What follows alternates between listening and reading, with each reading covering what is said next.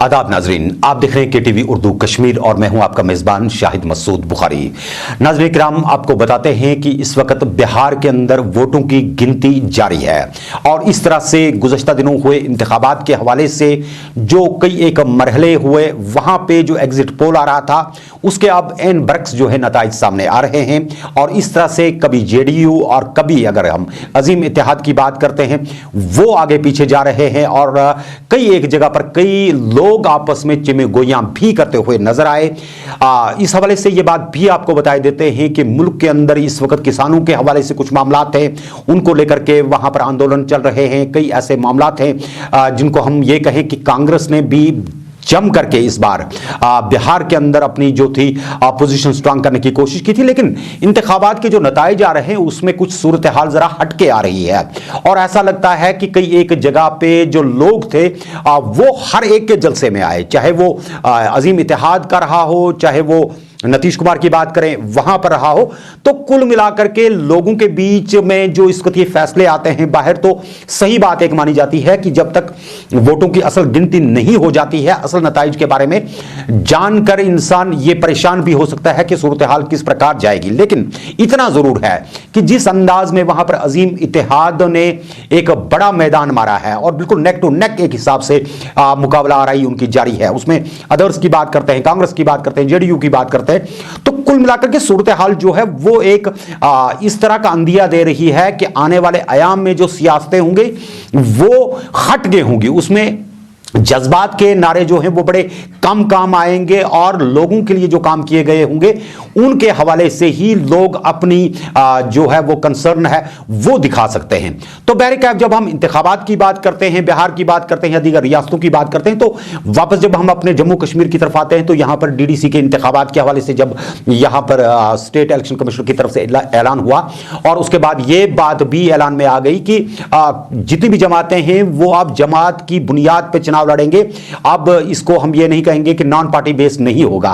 इस मामले को लेकर के जो अचानक गुपकार का अलायंस है उनकी तरफ से ऐलान हुआ कि वो मुश्तरका तौर पर अब इलेक्शन लड़ेंगे, यानी कि 4 या 6 जमातें आपस में मिलकर के एक कैंडिडेट को अब मुंतखब करेंगी और वो कैंडिडेट जो होगा वो वहां से चुनाव लड़ेगा। लेकिन अपने नाज़रीन को एक बात यहां पर वाज़ह कर देते हैं कि चाहे नेशनल कॉन्फ्रेंस की बात करते हैं, PDP की बात करते हैं, पीपल्स कॉन्फ्रेंस की बात करते हैं, JKPM की बात करें, मोहम्मद यूसुफ तारगामी की जमात की बात करें, कांग्रेस की बात करें या दीगर जमातें जो इसमें जुड़ी हुई हैं उनकी बात करते हैं, मान लीजिए किसी भी कॉन्स्टिट्यूंसी के अंदर वो किसी कैंडिडेट को खड़ा करेंगे तो वो कैंडिडेट जो होगा वो उस जमात, जिस जमात का कैंडिडेट होगा उसी जमात के यानी कि निशान के तहत वो अपना चुनाव लड़ेगा।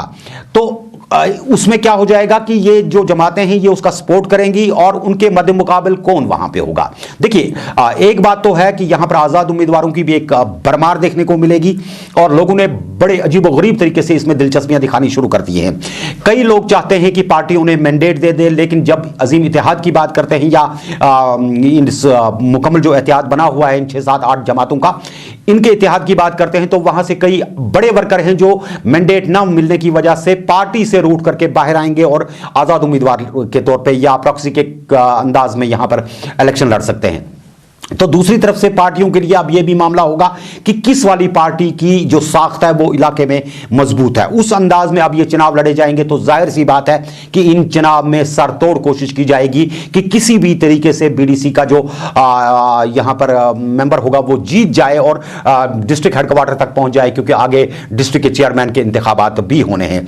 इस हवाले से बड़ी बात यह आ जाती है कि ये जो इंतखाबात हैं इसके हवाले से director general police Dilbag Singh की अगर बात करते हैं तो उन्होंने कहा कि DDC के इंतखाबात के लिए जो यहां पर सिक्योरिटी एजेंसीज हैं वो मुकम्मल तरीके पर मुतहरक कर दी गई हैं और इस हवाले से किसी भी शख्स को नुक्से अमन पैदा करने की कतई तौर पे इजाजत नहीं दी जाएगी। उनका यह भी मानना था कि जो मुमकिन उम्मीदवार होंगे उनकी सिक्योरिटी के हवाले से भी एक बाज़ाब्ता तौर पर लाहे अमल बनाया जा रहा है और एक मुकम्मल तरीके से उनको सिक्योरिटी कवर दिया जाएगा। साथ साथ ये भी होगा कि जो चुनावी इलाके होंगे, जहां पर इनकी कैंपेन्स होंगी, जो इनके बेस कैंप्स होंगे कैंडिडेट्स के, वहां पर किस प्रकार से ये निकलेंगे, उस हवाले से भी इकदाम उठाने के लिए सरकार ने मुकम्मल तरीके पर लंगर लंगोटे हम ये कह सकते हैं कि कस लिए हैं। वहीं दूसरी तरफ एक बात बड़ी आ जाती है, वो ये कि अगर कांग्रेस भी इत्तेहाद के अंदर शामिल है, नेशनल कॉन्फ्रेंस भी है, पीडीपी भी है, पीपल्स कॉन्फ्रेंस भी है, जेकेपीएम भी है, मोहम्मद यूसुफ तारगामी की जमात करें वो भी हैं, उसके बाद अगर हम पीडीएफ की बात करते हैं, अगरचे वो इत्तेहाद के अंदर शामिल नहीं है लेकिन एजेंडा उनका बिल्कुल वही है जो अजीम इत्तेहाद का है, तो इसका मतलब है कि फिर बच करके यहां पर दो बड़ी जमातें रह जाती हैं। एक तो रह जाती है भारतीय जनता पार्टी जम्मू के अंदर, आरएसएस वगैरह, और यहां कश्मीर के अंदर बीजेपी और फिर अपनी पार्टी। हालांकि अपनी पार्टी के वाइस प्रेसिडेंट की बात करें गुलाम हसन मीर, तो उन्होंने भी आज खैर मकदम किया है कि जो गुपकार के अलायंस है, जो वो चुनाव के अंदर आ रहे हैं, उन्होंने कहा कि होना बिल आखिर यही था, इनको इंतखाबात में आना ही आना था, अब ये आ रहे हैं तो हम इनका खैर मकदम करते हैं। एक जमहूरी तर्ज अमल में हम किसी को रोक नहीं सकते, इंतखाबात में हिस्सा लेने में कोई परेशानी नहीं है। वहीं दूसरी तरफ जो गुपकार के अंदर बैठे हुए लोग हैं, उन पर सवालात की बारिशें भी होती हैं और उन पर बड़े पैमाने पर इल्जामात भी लग रहे हैं। कुछ ऐसे इल्जामात भी लगते हैं जिनको धोने के लिए उन्हें कई बार दिनों का वक्त भी लग जाता है और कई गलत फहमियां आपस में अब जो जमातों का एक दूसरे पर स्लैब करना है वो शुरू हो गया है। हालांकि सियासत में इस तरह की जबान जो इस्तेमाल की जाती है, जहां किसी को गैंग का लफ्ज इस्तेमाल किया जाए, किसी को चोर का, डकैत का लफ्ज इस्तेमाल किया जाए, तो बड़ी बात यह है कि इसे आप वो नॉर्मल चोर ना समझें। इसमें यह माना जाता है कि ये जो एक दूसरे पर लंचन लगाई जाती है, तो इसमें कल की डेट में ये एक ही टेबल पर बैठ करके चाय पी सकते हैं। इसमें आम आदमी जब चला जाता है तो वक्ती तौर पर उसका एक वोट का फायदा किसी दूसरे को मिल सकता है, लेकिन अगर जमीनी सतह पर देखें तो जमीनी सतह पर काम करने वाला उम्मीदवार कौन होगा, क्या उसके लिए हम जहनी तौर पर तैयार हैं? क्या उस चीज के लिए हम ये सोच रहे हैं कि हमें जमातों को, उनके एजेंडाज को आप अलग रखिए? हम ओवरऑल जब देखते हैं, गांव देहात की बात करें, रूरल या अर्बन एरियाज की बात करते हैं, किसी जगह पर भी आप देख लीजिए जो जमीनी सतह पर तरक्याती सरगर्मियां रुक थम सी गई हैं, बिल्कुल उन पर एक ये कह सकते हैं कि किसी जगह पर लॉक लगा दिया गया है, उसको खोलने की जरूरत है। उसमें आगे जाकर के कहीं पर इनसे काम लेने का मुद्दा है, मकसद है, क्योंकि जब आप किसी भी काम के लिए डिस्ट्रिक्ट डेवलपमेंट कमिश्नर के ऑफिस तक जाते थे या किसी बड़े दफ्तर तक जाते थे तो रसाई होनी भी एक बड़ी बात थी, फिर आगे सुनवाई होनी एक बड़ा मामला था।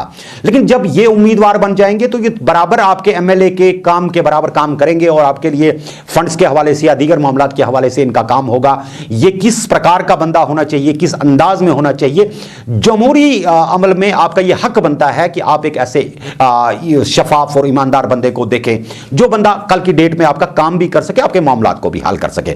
हम पीडीपी की बात करें, हम नेशनल कॉन्फ्रेंस की बात करें, अवामी इत्तेहाद के अंदर जो लोग हैं उनकी बात करें, जितने भी ये लोग हैं, बिल आखिर इसका जो इनका एक गोल है वो ये मानते हैं, खासकर अगर हम फारूक अब्दुल्ला की बात करते हैं तो वो कहते हैं कि जिस तरह से ट्रंप को चलता कर दिया गया, बहुत जल्द हम यहां पर भारतीय जनता पार्टी को भी चलता कर देंगे।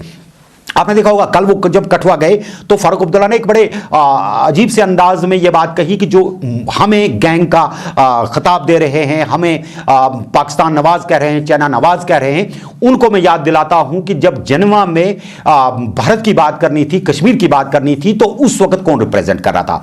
उस वक्त शायद यही गैंग लीडर जिसको आप फारूक अब्दुल्ला के नाम से जानते हैं, वो वहां पर मौजूद था। उसने उसको मुल्क की आन बान शान के लिए बात की। उन्होंने ये कहा कि मैंने शंघाई कॉन्फ्रेंस में, हर कॉन्फ्रेंस में जाकर के, यूएनए तक में जाकर के वकालत की है। आज मुझे जो लोग ताने और तोहमतें देते हैं, मैंने इनकी इज्जतें बचाई हुई हैं, यानी कि कोई यहां पे दूध का दुला हुआ नहीं है। फारूक अब्दुल्ला ने क्या कुछ कहा, पहले आपको यह दिखाते हैं और उसके बाद बात करते हैं कुछ थोड़ी सी और डीडीसी चुनाव के हवाले से। हम कोई गैंग वैंग नहीं है, हम सब जमातों का एक गठबंधन है। जो हमें गैंग कहते हैं वो मैं समझता हूँ सबसे बड़े डाकू होंगे, इसीलिए वो सबको गैंग की तरफ से देखते हैं। उनका कहना है इसको ऐसे रखना, आधा पाकिस्तान के वो बात खत्म हो गई। वो तो मैं आपको सुनाना चाहता हूँ, उन्होंने कब फारूक अब्दुल्ला को पाकिस्तानी नहीं कहा? कब आपके जम्मू में फारूक अब्दुल्ला और नेशनल कॉन्फ्रेंस को पाकिस्तानी नहीं बेचा? मगर जब हिंदुस्तान का नाम लेना था और हिंदुस्तान के बारे में बात करनी थी तो जनीवा में कौन था? फारूक अब्दुल्ला था, जो इस मुल्क की इज्जत को बचाने के लिए बैठा था। यूनाइटेड नेशन में कौन था? वही वियना में कौन था? फारूक अब्दुल्ला। तब उनको नहीं दिखता। इनको वो वाजपेयी की बात याद नहीं आती है जब वो जनीवा से वापस आए और किस्सा तारीख में, ये उनको याद नहीं आता। यूएस के नए प्रेसिडेंट आए, डेलीगेशन आपको जम्मू से मिले हैं, किस तरीके का रिस्पॉन्स है? सर, आप सब डेलीगेशन जो मिले उनको सबसे बड़ी आपत्ति इस बात की थी कि हमारी जमीनें जा रही हैं, हमारी नौकरियां जा रही हैं, हमारा सब कुछ जो था वो मिट रहा है। यूएस के नए प्रेसिडेंट आए हैं, क्या देखते हैं कश्मीर के लिए? देखिए, जहां तक यूएस के प्रेसिडेंट का सवाल है, एक नया प्रेसिडेंट आया है। हम उम्मीद करेंगे कि जो ट्रंप ने दुनिया का बेड़ा गर्क किया वो ये ठीक करने की कोशिश करें। चुनाव आप पीपल अलायंस के बैनर पर लड़ेंगे या नेशनल कॉन्फ्रेंस करेंगे? देखिए, पीपल्स अलायंस ने ये फैसला किया है कि हम सब मिल के लड़ने वाले हैं, मगर एक सिंबल नहीं मिल सकता, इसलिए हम अपने अपने सिंबल पे लड़ेंगे और कैंडिडेट्स खड़े करेंगे। वो सब जॉइंट कैंडिडेट्स होंगे, हम सब जमातों के। और जहाँ तक विधानसभा वगैरह को सवाल ही नहीं, अभी तो कोई उसका डेट नहीं है, अभी तो डिलिमिटेशन नहीं हुआ है। मगर एक बात मैं आपके दिमाग से निकालना चाहता हूँ, ये जो आप लोगों ने प्रोपेगेंडा फैलाया कि हम देश के दुश्मन हैं, हम देश के दुश्मन नहीं हैं। हाँ, हम बीजेपी के दुश्मन जरूर हैं। वो यहाँ हिंदू को अलग, मुसलमान को अलग, सिख को अलग, ईसाई को अलग खड़ा करना चाहते हैं। हम महात्मा गांधी के हिंदुस्तान को मानते हैं जहाँ सब बराबर हैं, वो हिंदू हो, वो सिख हो, मुसलमान हो, ईसाई हो, कोई भी हो, वो कश्मीर का हो, आंध्रा का हो, तमिलनाडु का हो या कहीं का भी हो, हम उस चीज को मानते हैं। आप एक साल इनका मैं मुंह बंद करूंगा इलेक्शन के बाद।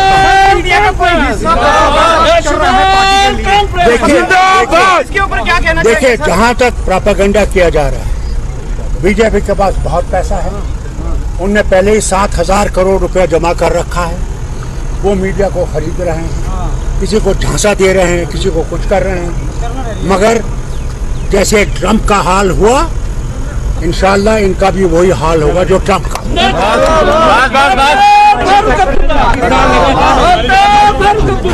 जी हाँ नाज़रीन, आपने देखा कि फारूक अब्दुल्ला जिस अंदाज में ये बात कर रहे थे, जिस अंदाज में उन्होंने इस बात को समझाने की कोशिश की, और दूसरी तरफ से कल की महबूबा मुफ्ती की प्रेस कॉन्फ्रेंस, उसमें भी आपने देखा कि उन्होंने जो बातें की, उन्होंने कहा कि उस जमाने में जब ये तिरंगा की जो आज लोग हमें इस वक्त तोहमत दे रहे हैं कि ये नहीं उठा रहे हैं या कौमी परचम को अपने हाथ में नहीं उठा रहे हैं, तो उनके वालिद ने तब उठाया था जब जम्मू कश्मीर के अंदर कोई इस बात की तरफ सोच भी नहीं सकता था कि मुफ्ती मोहम्मद सईद इस तरह के इकदाम उठा करके मतलब एक बड़ी पेशरफ्त करेंगे। और उन्होंने ये भी कह दिया कि हमें कोई इस चीज से रोक नहीं सकता कि हम अपनी बात को ना कह सकें। जो लोग हम पर इल्जामात लगा रहे हैं, उन्होंने अपने जमाने में अब लूट मार का बाजार गर्म करके रखा हुआ है। महबूबा मुफ्ती की इस प्रेस कॉन्फ्रेंस जो हमने आपको कल भी दिखाई, कुछ आंकड़े हम आपको उसमें दिखाएंगे जो बहुत ही अहम बातें उन्होंने कही। और जम्मू के अंदर जो उन्होंने कहा कि जम्मू के अंदर एक कॉन्सेंसस बन रहा है, कई लोग हैं जो एक सिविलाइज्ड सोसाइटी कहलवाए जा सकते हैं, जो जल से जुलूसों के अंदर नहीं आते लेकिन डरे सहमे हुए हैं और जमीनात के हवाले से भी परेशान है। वही दूसरी तरफ आप देख लीजिए, जब हम महबूबा मुफ्ती की बात करते हैं, उनकी प्रेस कॉन्फ्रेंस की बात करते हैं, उनके साथ जुड़ने वाले लोगों की बात करते हैं, तो खुल करके अब लोग जो हैं वो सियासत के हवाले से एक अपनी बेदारी सी दिखा रहे हैं। हालांकि एक से एक अच्छा शुगुन भी कहा जा सकता है कि अगर बड़ी मुद्दत के बाद सियासी जबानों के ऊपर से ताले खुलने शुरू हुए हैं, तो अगर कुछ अच्छे लोग सामने आते हैं और अपनी कारकर्दगी दिखाने की कोशिश करेंगे, तो इसे एक पुख्ता जमहूरी निजाम के अंदर बात कह सकते हैं कि हो रही है। महबूबा मुफ्ती ने कुछ ऐसी बातें कही थी जिसमें उन्होंने 370 के हवाले से और खासकर भारतीय जनता पार्टी को कुछ बड़ी नसीहतें की और कुछ कट्टर पसंद लोगों से यह भी कहा कि आप लोगों के घरों के बाहर जाकर के ताली थाली ना बजाइए, उन्हें डराइए नहीं। क्या कुछ महबूबा मुफ्ती ने कहा था, आपको दिखाते हैं। ये तो सारी दुनिया को बोलते हैं जाओ, Jammu Kashmir is on sale, go and buy land. What about these Kashmiri pandits जो यहाँ कैंप्स में इस वक्त गर्मी में जो इंतजार कर रहे थे कि बीजेपी की हुकूमत आएगी, बीजेपी को मेजॉरिटी मिलेगी और बीजेपी हमें कश्मीर में बसाएगी? What about them? They are not talking about them. उनकी बात तो नहीं हो रही है कि उनको कैसे बसाएं। बल्कि माहौल खराब किया जा रहा है कि हम जैसे लोग जो वहां लोग रहते हैं उनका रहना भी मुश्किल हो गया है।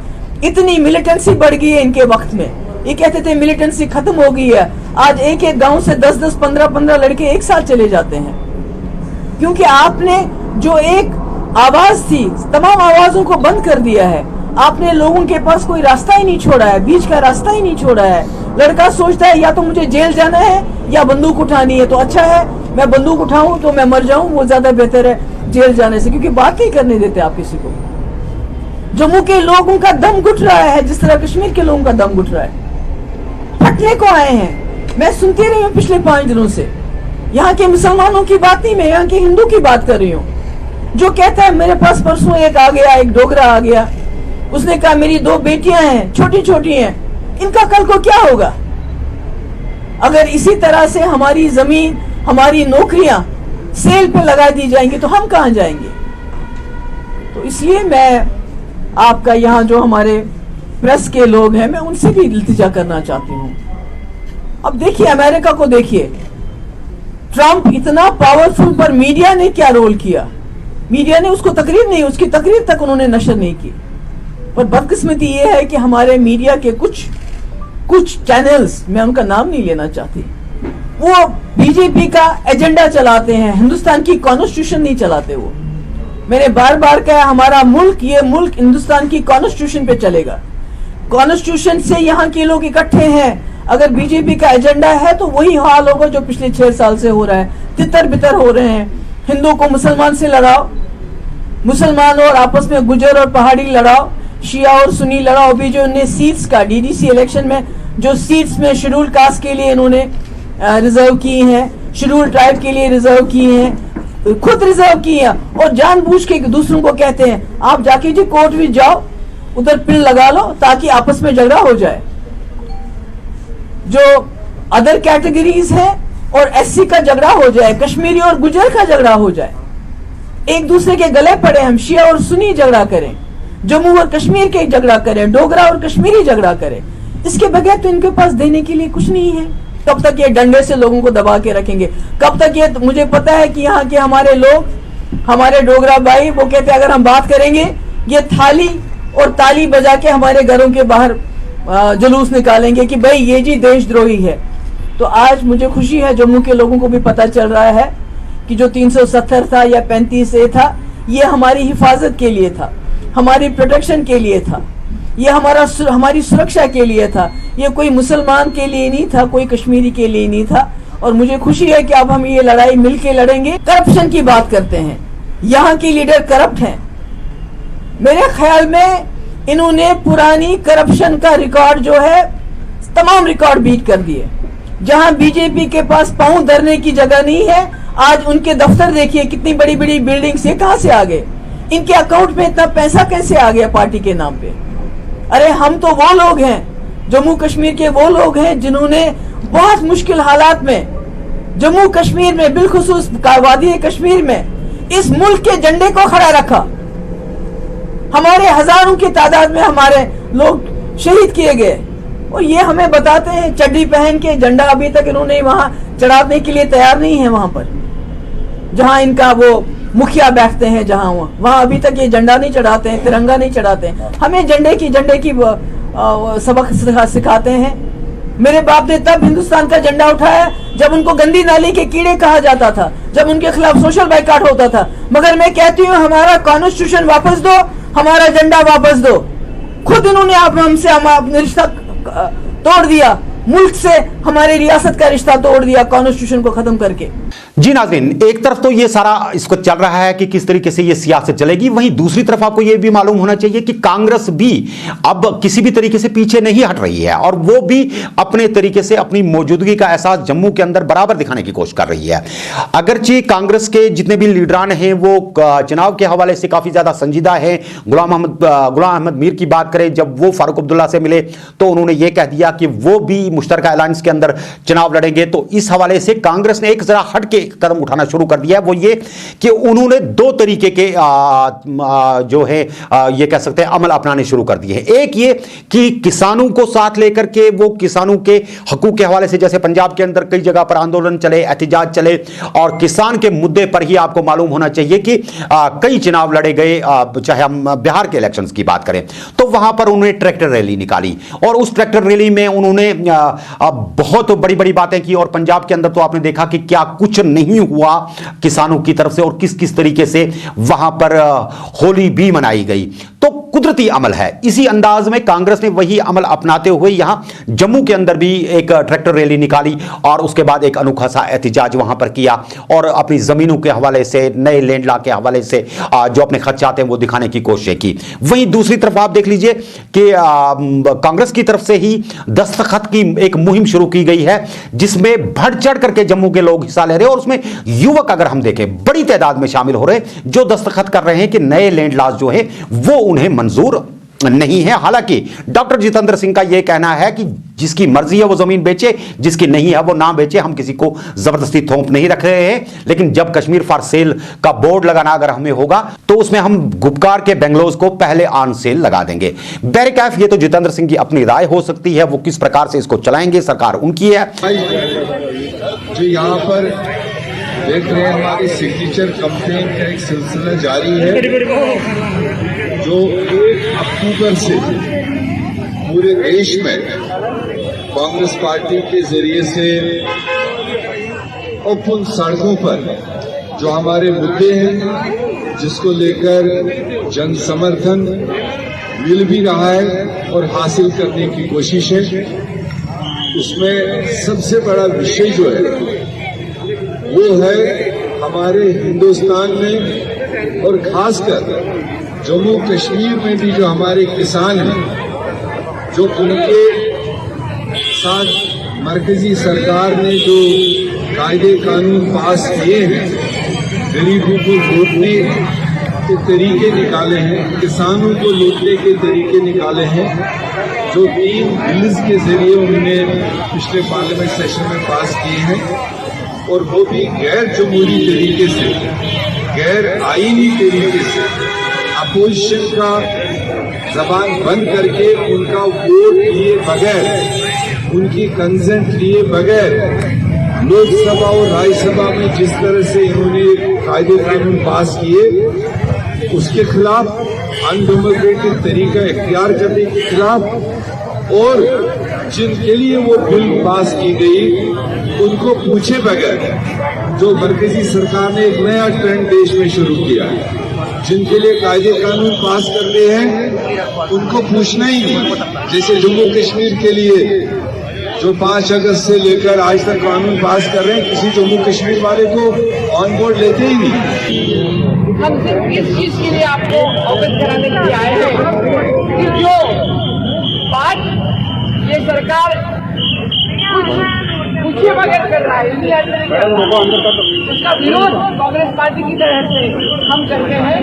हमारी नेता सोनिया गांधी और राहुल गांधी जी ने ये ऐलान किया है और आपको मालूम है कि इसके पहले भी जब लैंड एक्ट आया था, लैंड एक्विजिशन एक्ट आया था, तो राहुल गांधी जी की पहल से वो उनको रद्द करना पड़ा, रोल बैक करना पड़ा। जो वो कानून, काला कानून इस सरकार ने इस देश के किसानों को दिया है, किसी को भी नहीं पूछे हुए इन्होंने जमीन के लिए 3 काले कानून बनाए हैं जिसमें एमएसपी का जरा भी जिक्र नहीं है। इसमें हमारे किसानों का बहुत बड़ा नुकसान होने वाला है और इसलिए हम उस कानून का विरोध करते हैं। हमने एक सिग्नेचर कैंपेन शुरू कर दिया है। लेकिन दूसरी तरफ यह बात भी बड़ी अहम हो जाती है कि आज के इस महंगाई के दौर में आम आदमी जब एडमिनिस्ट्रेटिव सतह पर कहीं नहीं पहुंच पाता है तो डिविजनल कमिश्नर की तरफ से एक फैसला लिया गया था जिसमें यह बताया गया था कि गज़दाई अजनास के हवाले से अवामी फिक्र और तशवीश को देखते हुए उन्होंने कई एक महकमों से यह कहा था कि वो रेट लिस्ट मरतब करें। और इस हवाले से बूचर्स के लिए अगर हम कसाईयों की बात करते हैं तो उनसे कहा गया था कि 480 से ऊपर गोश्त फरोख्त ना किया जाए, जिसके हवाले से कोठेदारों ने अलग अलग से प्रेस कॉन्फ्रेंसें भी दी। उन्होंने कई एक जगह पर अपने एतराज़ात भी दिखाए, कई टोटल भी दिखाए।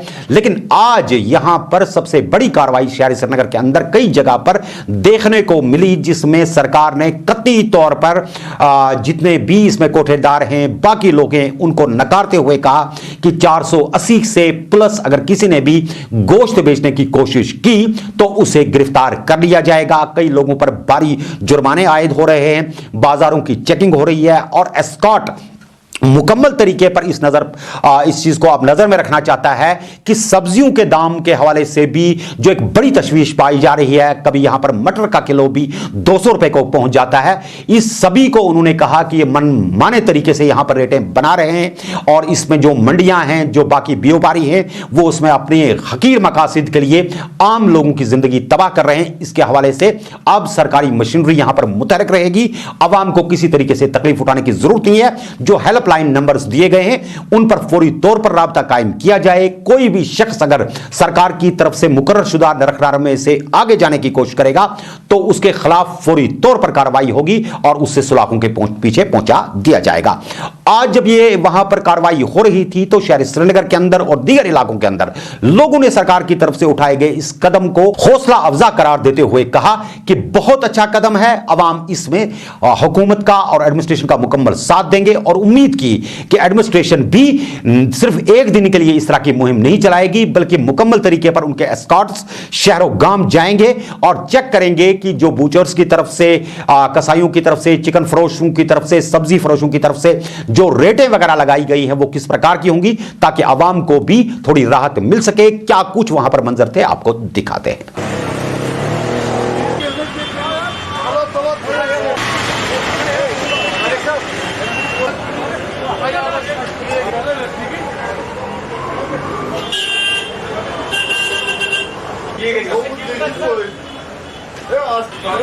अगर शिकायत है वो आसर एफआईआर लाना बच्चों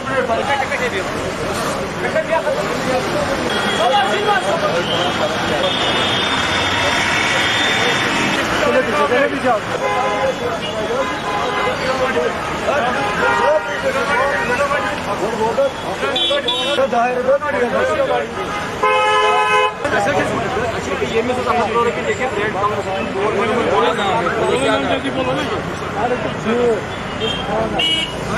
वो ना दो रुपए की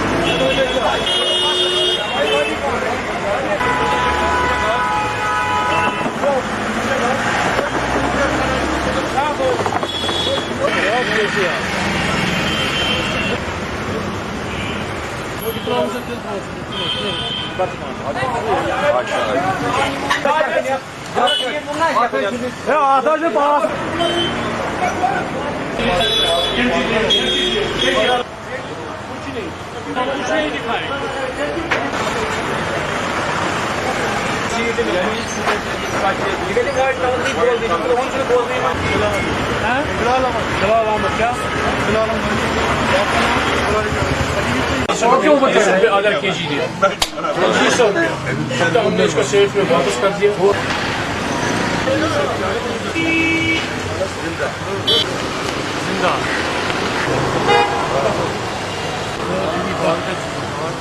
आज हमने ये जो ड्राइव की है खास तौर से बूचर्स के लिए जो हमने आज ये ड्राइव की है ताकि जो हमने रेट गवर्नमेंट ने 480 रुपया मुकर्रर की है वो इम्प्लीमेंट हो रही है कि नहीं हो रही। हमने आज लगभग 7 एफआईआर दर्ज किए हैं अभी तक और हो जाएंगे। जहां जहां हमने वोलेशन पाई है उनके खिलाफ हम एफआईआर दर्ज करें। और साथ में आपके माध्यम से मैं लोगों को ये भी कहना चाहता हूं कि लोग सामने आइए, रेट ज्यादा मत दीजिए। जो गवर्नमेंट ने रेट मुकर्रर की है गोश्त के लिए 480 रुपया उतना ही दीजिए। अगर कोई मांगेगा सामने आइए, कंप्लेंट कीजिए, हमको बताइए, हम कानूनी कार्रवाई जो भी है वो करेंगे। साथ में ये भी बताना चाहता हूँ उन लोगों को जो महिला कमेटी के प्रेसिडेंट्स हैं, या किसी और कमेटी के जो महला के निगरानी करते हैं, उनका भी एक फर्ज बनता है कि वो सामने आए, अपने एरिया में देखिए कहाँ क्या हो रहा है। खाली गोश्त के रेट का ख्याल ना कीजिए, सब्जियों का भी देखिए, जो हमने भाव निकाला है उसका भी देख लीजिए, क्योंकि हमारे पास इतने मुलाजिम नहीं है, हर एक दुकानदार के पास हम एक एक आदमी रखेंगे। इसमें लोगों की भी जिम्मेदारी है, वो भी आगे आ जाए। हम उनका ताउन चाहते हैं और चाहते हैं कि जो भी रेट हमने मार्केट में रखी है वही इम्प्लीमेंट होनी चाहिए। और कोई कंप्लेंट है, हमारी कोई ग्रीवेंस है, हमारा टोल फ्री नंबर ऑलरेडी हमने दिया है, वो आपके स्क्रीन पर भी आ जाएगा। अगर ज्यादा कुछ है तो हमारे डायरेक्टरेट ऑफिस फोन कर लीजिए, हमारा फोन नंबर है 24555019। और आप ये भी देख लीजिए, पीछे हमारे एक गोश्त फरोश है, उसने ऑलरेडी 480 रुपये का रेट है, और हमने ये देखा भी, जरा आप कैमरा घुमाए, यहाँ देख लीजिए 480 रुपया रेट ऑलरेडी उन्होंने मुकर्रर किया और लोग यहाँ 480 रुपया ले रहे हैं। तो नाज़रीन, इसके साथ ही आज के प्रोग्राम का वक्त भी पहुंचता है अपने इख्तिताम को, इस दुआ के साथ कि अगर खुदा ने चाहा एक नए शुमारे में फिर होगी आपसे मुलाकात। अपना बहुत बहुत ख्याल रखिएगा। हमें दीजिए आज के शुमारे से इजाजत। खुदा हाफिज़ नासिर।